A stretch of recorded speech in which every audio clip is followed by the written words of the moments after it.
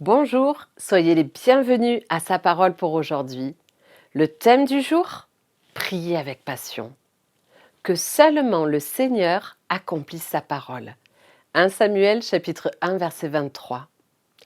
L'atmosphère quotidienne dans la maison d'Elkana devait être pesante pour Anne, sans cesse en butte aux moqueries de l'autre femme, Pénina, simplement parce qu'elle n'avait pas d'enfant, alors que cette dernière en avait plusieurs. La joie de la polygamie. Anne ne trouvait aucune consolation auprès de son mari, qui ne comprenait pas sa souffrance, et qui trouvait anormal qu'elle ne se réjouisse pas d'être sa préférée. 1 Samuel 1,8. Remarquez que pendant toutes ces années de souffrance, Anne ne se détourna jamais de Dieu.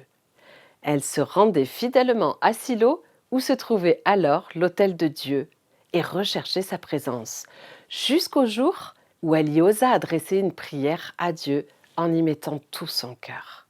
Seigneur de l'univers, si tu daignes regarder la misère de ta servante, te souvenir de moi, ne pas oublier ta servante et donner à ta servante un garçon, je le donnerai au Seigneur pour tous les jours de sa vie.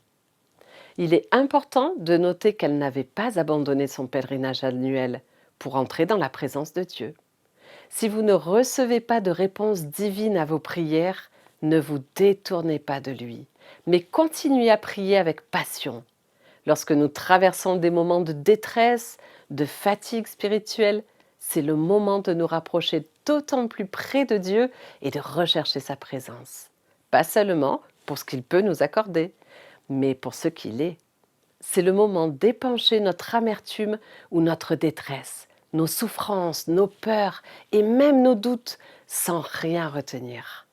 Anne donna l'impression au sacrificateur Élie d'être enivrée, alors qu'elle ne faisait qu'exprimer ses sentiments les plus profonds à Dieu.